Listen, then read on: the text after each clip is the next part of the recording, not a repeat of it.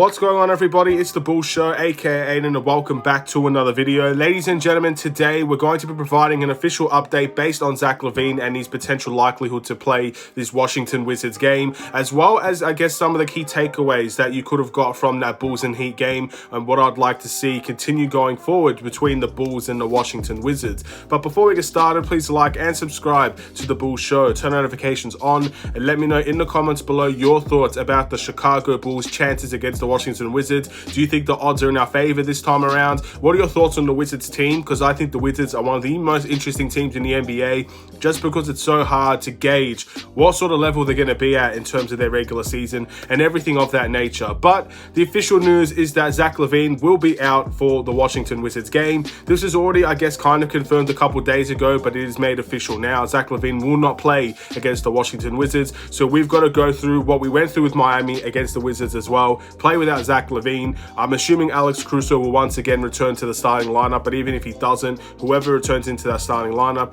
will be taking Zach LaVine's spot, and we work as a team and we try to get the job done against Washington. No one said this was going to be an easy season, ladies and gentlemen. It sucks that we have to deal with injury concerns this early on in the season as well, but we've just got to get through it. We've got to hope that we can get over the line, and Washington is a team that I feel very comfortable versing. Now, it's not because they're not dangerous. I think Bradley Beal, Porzingis, Kuzma, they have dangerous players on that team, definitely players that have done business against the Chicago Bulls before, but I do like our chances in this game. We'll just have to wait and see how it ends up going.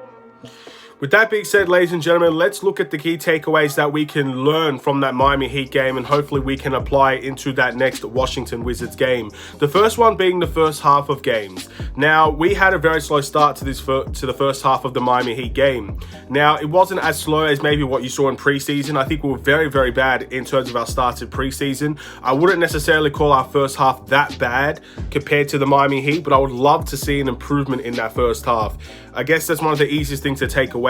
We started off slow. We continue to start off slow, whether that's a starting lineup issue or whether that's just, I guess, the whole chemistry issue. Maybe the Bulls are just not ready for games and they need to prepare better. Whatever it is, that first half definitely needs to be improved. I hope in the next game against the Wizards, we start off strong, because in my opinion, we can blow out teams the way that we're structured right now, even without Zach LaVine. But we've got to be able to do that by starting off well to the game. No more playing catch up, ladies and gentlemen. We cannot catch up to every single team in the NBA and expect to win a lot of games. So I'm hoping the good start will be one of the key differences in that next game against the Wizards, where we can walk away with the win. We'll have to wait and see.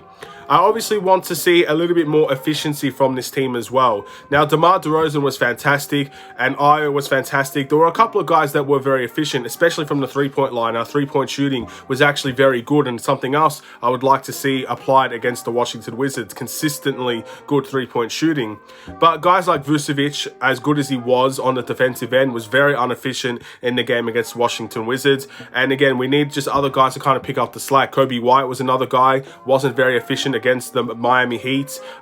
He just, again, I think it was 2 from 10 or whatever it was, whatever his points tally was, he just wasn't inefficient. He was inefficient. Patrick Williams was inefficient as well in the game. There are a lot of guys you could turn to and say maybe the efficiency would be very much more valuable against a team like the Washington Wizards, who have dangerous offensive players as well. We're going to have to be able to make shots and play some good defense, which I think the Bulls are capable of doing. So our efficiency is definitely a big factor. Our first half performances have to be big factors as well. I also want to see a little bit more, I guess, effort in terms of making sure DeMar DeRozan doesn't need to drop 37 points to win this game. Again, Miami is a different matchup. Miami, they played very unique defense. They tried to double team in the post. They obviously tried to hedge out DeMar DeRozan. We had to play a certain style to overcome that. We had to play more in transition. We had to rely on easy opportunities on the fast break. And of course, from time to time, DeMar DeRozan made amazing plays. Vucevic had amazing plays. This team was passing very, very well. So all those things I'd like to see against the Wizards as well. But I don't want to see DeMar DeRozan dropping 37 every game for us to walk away with wins. So I guess with the Wizards, I want to see more contributions from other guys, whether that's from the bench or from the starting lineup. If we see Vucevic, for example, have a 20 and 10 night, like on an efficient, I guess, shooting percentage, then all of a sudden, DeMar doesn't have to drop 37. If we see better from Kobe White, DeMar doesn't have to drop 37. If we see better from guys like Patrick Williams or anybody really, DeMar doesn't have to drop 37 to win the game. Which, again, we can rely on DeMar DeRozan to do great things to win the game. At the end of the day, that's the whole point of having a superstar-level player. You have to rely on them on big moments in big games. And DeMar DeRozan is a superstar-level player that we rely on for big moments in big games. But as a team, you have to be able to, I guess, adjust. Giannis doesn't have to drop 30 points every single game to win, I guess, important games. I think last game he dropped 21 points in the win against Philadelphia. So it can be a situation where DeMar doesn't have to drop 37 and the Bulls can still win games. So I hope that's definitely something we have to focus on. Obviously, that's a long-term thing. If DeMar drops 37 against the Wizards, that's fantastic, and hopefully it still ends up in a win. But it's not a necessity, and I don't think it should be seen as a necessity for the Chicago Bulls. Last but not least, against the Washington Wizards, I'd like to see us win this game a little bit more comfortably. Again, I like the fact that a lot of games in the NBA are close and competitive. I love that fact, and that game against Miami was very close and competitive. A very strong third quarter and a very solid fourth quarter. We walked away with the win. We managed the game well once we took the lead. But I'd like to see a game where the Bulls actually blow out a team. I can't remember the last time we actually won a game extremely convincingly. So again, I think all of that contributes to having a good start, better efficiency, playing better defense, stuff like that. And you'd see a blowout for sure. But those are just a couple of things I'd like to see against the Washington Wizards. Some new things, some things reoccurring. The play of Andre Drummond in our bench was fantastic. I'd like to see that continue as well. Just positive vibes heading into the next game against Washington. Now, just to give you another update on Zach LaVine before I head off. Zach LaVine will most likely make his debut against the Cleveland Cavaliers. So he's playing the second night of this back-to-back, most likely, high percentage that he will make his debut against Cleveland. So again, I want to see how many games Zach LaVine can play.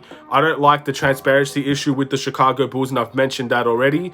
But if Zach LaVine can play this game against the Cavs and then just continue on playing games from there, there's not really too much of an issue to talk about. So hopefully that can be the case, and hopefully Zach LaVine will be healthy in doing so. Thank you for watching. Please like and subscribe if you're new. A couple of hours time, I'll see you in a game reaction between the Bulls and the Wizards, and hopefully we continue our strong start and go 2-0. Have a wonderful and safe day. Stay safe, stay healthy, stay tuned for more.